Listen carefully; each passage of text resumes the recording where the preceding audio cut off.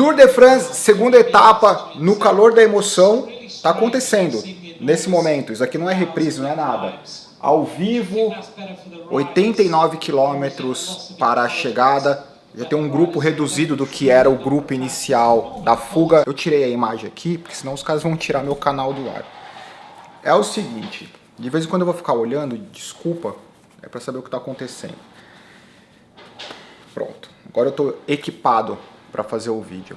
Etapa de ontem, primeira etapa, é uma etapa atípica, como eu falei ontem, para um ano atípico e para um formato atípico do Tour de France. Geralmente a primeira semana do Tour de France eles fazem de uma forma para baixar um pouco a adrenalina dos ciclistas, então geralmente são etapas mais longas, mais planas. Esse ano já começou com uma etapa mais nervosa, uma etapa relativamente curta para os padrões deles, né, 150 e poucos quilômetros, e para acrescentar dificuldade, chuva. Entre os ciclistas que não largaram hoje, o John Degenkolb, o Philippe Gilbert com fratura da patela por conta da queda. Hoje, no começo da etapa, nos primeiros quilômetros, o David Gaudu, da Française des Jeux, equipe Thibaut Pinot, que estava inconformado ontem com o tombo, hoje na entrevista de manhã ele continuava bravo,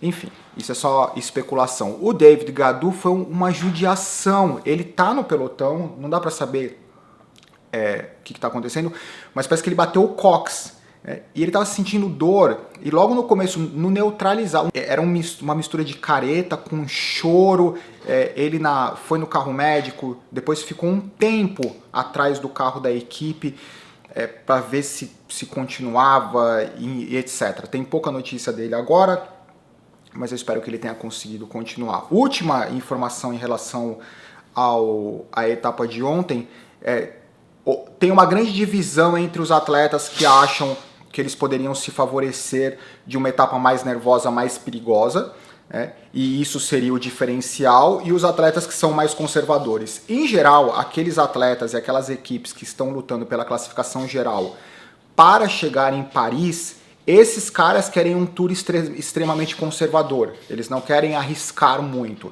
Em contrapartida, as equipes menores ou as equipes que lutam por etapa, por vitória em uma etapa, eles procuram justamente essas etapas mais atípicas, etapas mais perigosas, etapas onde acontece bastante acidente, que é um momento onde o pelotão se desorganiza e um cara talvez com menos qualidade ou uma equipe menor consegue fazer a diferença. Então a discussão hoje, na primeira hora de transmissão, era entre esses diferentes pontos de vista, entre atletas que veem a oportunidade numa etapa mais perigosa, como a de ontem, e atletas que seriam mais conservadores. Deu a impressão, na entrevista do Peter Sagan, deu a impressão que o Peter Sagan era um dos ciclistas que achou que poderia ter deixado a prova rolar. Talvez seja o ponto de vista dele, porque afinal de contas ele é um cara extremamente habilidoso, então talvez ele pudesse encontrar alguma vantagem num final mais dinâmico.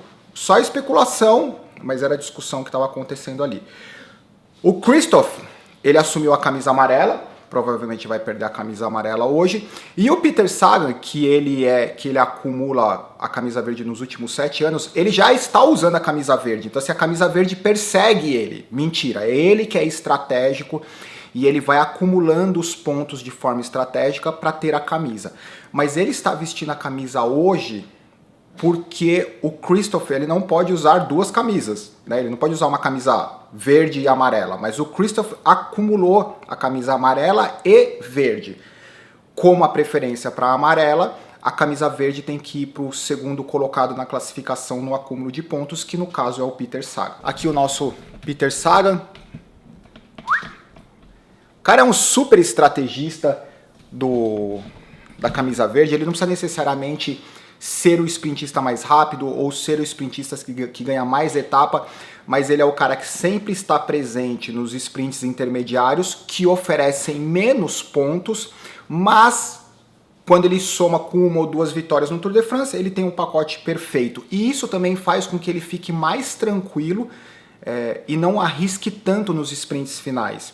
Uma diferença marcante entre o Peter Saga dos 2, 3 primeiros anos de camisa verde e o Peter Saga dos 3, 4 anos últimos de camisa verde, que nos 3 primeiros anos ele se envolvia em muita controvérsia, muito agressivo, era uma pilotagem muito mais agressiva.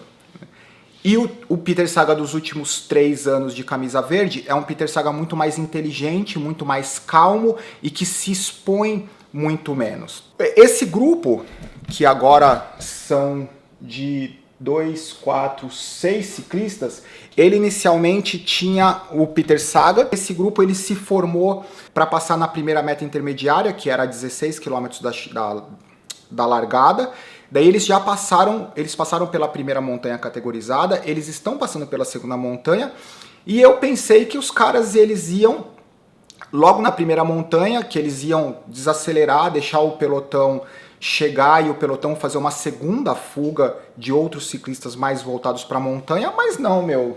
Os caras foram embora, eles estão ali na missão, o Peter Saga ficou agora. Eu achei que o Peter Saga estava meio desconfortável, eu falei assim, meu, o que eu vou ficar fazendo nessa fuga aqui, me desgastando, sem motivo nenhum? Ainda bem, mas ele só ficou agora na segunda montanha, tudo bem que faltam 100 quilômetros, então ele tem 100 quilômetros para escorregar lá para trás do pelotão e ficar numa posição menos exposta, tentar gastar um pouco menos de energia. Em relação às movimentações do pelotão, nenhuma movimentação importante, a única coisa que é evidente é que a UAE do Kristoff está na frente do pelotão. E eles só estão na frente do pelotão porque, como o Kristoff está usando a camisa amarela, é interessante que a equipe esteja na frente controlando o pelotão, porque é bom para o marketing, é bom para proteger o camisa amarela, mas nesse caso é muito mais o marketing aparecer, mostrar o patrocinador do que proteger o camisa amarela, porque obviamente o Kristoff ele vai perder muito tempo hoje, como já está perdendo.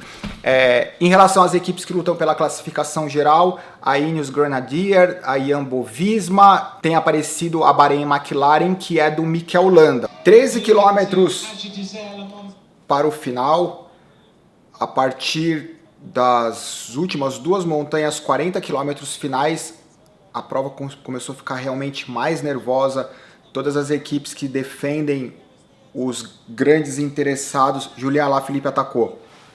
Ele vai atacar, o Julian Alaphilippe.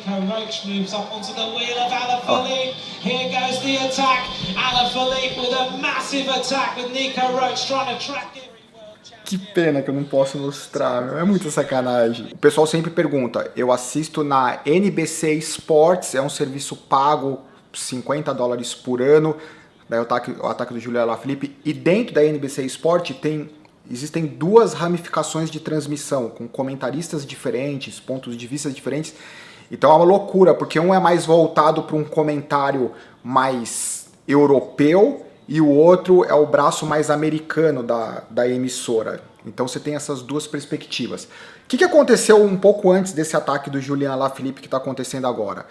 Dos grandes interessados, o Martinez ganhou o critério do Dauphiné, da Education First, ele caiu, conseguiu se reconectar com o pelotão, ele está ali. O Alejandro Valverde, que é o ciclista mais velho do pelotão, furou o pneu, também conseguiu se reconectar.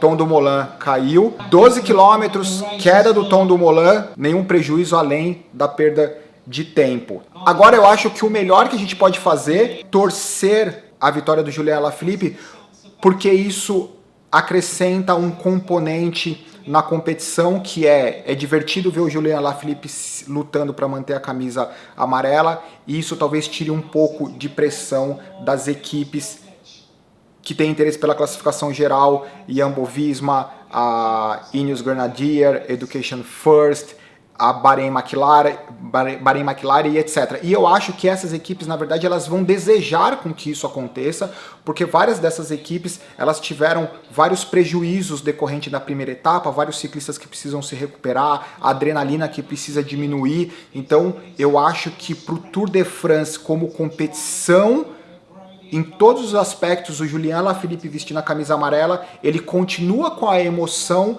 mas ao mesmo tempo as maiores equipes que lutam para chegar com a camisa amarela na Champs-Élysées, essas equipes elas têm um tempo para se reestruturar, para os atletas reencontrarem a forma física, curarem os ralados, os machucados e etc. Daqui a pouco eu volto. Galera, Vitória do Julian Alaphilippe nesse momento, no calor da emoção, nos quilômetros finais, na última montanha, antes do topo da última montanha, o Julian Alaphilippe da The Koenig Quick Step saiu com o Hirsch da Sunweb.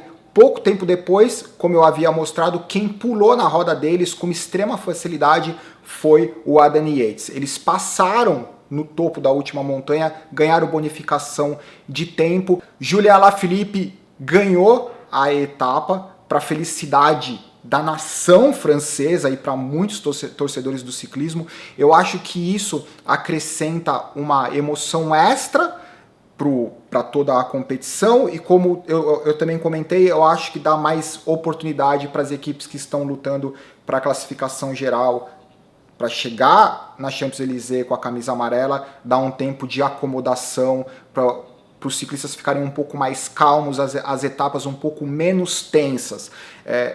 A última coisa que seria interessante é a gente começar a perder ciclistas importantes por conta de tombo. Então, Julian Alaphilippe, ele é o novo líder do Tour de France, ele tem oportunidade de manter essa camisa amarela por um longo período. Esse Tour de France, sem dúvida nenhuma, é o Tour de France das últimas décadas, que nos guarda mais surpresas, não tem a mínima ideia do que vai acontecer. Por exemplo, agora nos quilômetros finais, o Primož Roglič, ele ficou sozinho, sem nenhum atleta da Jumbo-Visma, e o que a gente tem visto até então é que a Jumbo-Visma ela estava mais coesa, mais junto para proteger o Primož Roglič. Em contrapartida, a Ineos Grenadier apareceu um pouco mais organizada, assim como a Astana, que mais agressiva para trazer o Miguel Ángel Lopes para frente.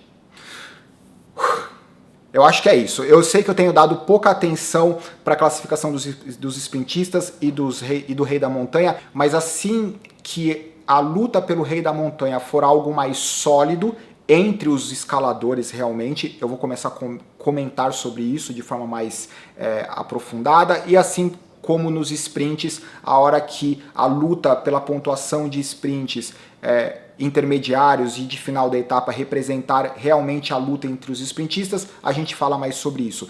Esses primeiros 4, 5 dias, eu acho que é muito mais um período de acomodação das diferentes competições, né? Jovem talento, Rei da Montanha, o mais combativo do dia, os sprintistas, camisa amarela. Depois, após a primeira semana,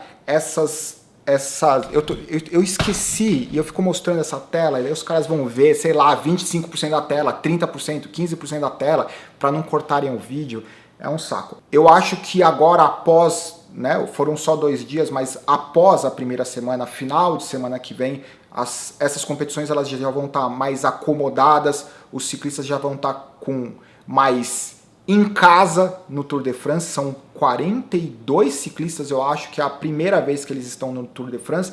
Primeira semana é muito tensa, tá todo mundo muito bem, alguns já ralados, mas após a primeira semana, eu acho que todo mundo fala assim, ok, vamos lá, o que a gente vai fazer, qual que é a estratégia, qual que é a oportunidade, qual que é a etapa que a gente pode ganhar, qual que é a etapa que outras equipes têm que se defender e assim por diante. Durante a edição, eu vou colocar, se já tiver saído a classificação geral, eu coloco a classificação geral, mas até então, Julian Alaphilippe, ele é o novo líder do Tour de France. Festa francesa, aproveitem, vinho, croissant, vamos comemorar, bom domingo para vocês, abraço galera, tchau. Esse Tour de France está sendo incrível.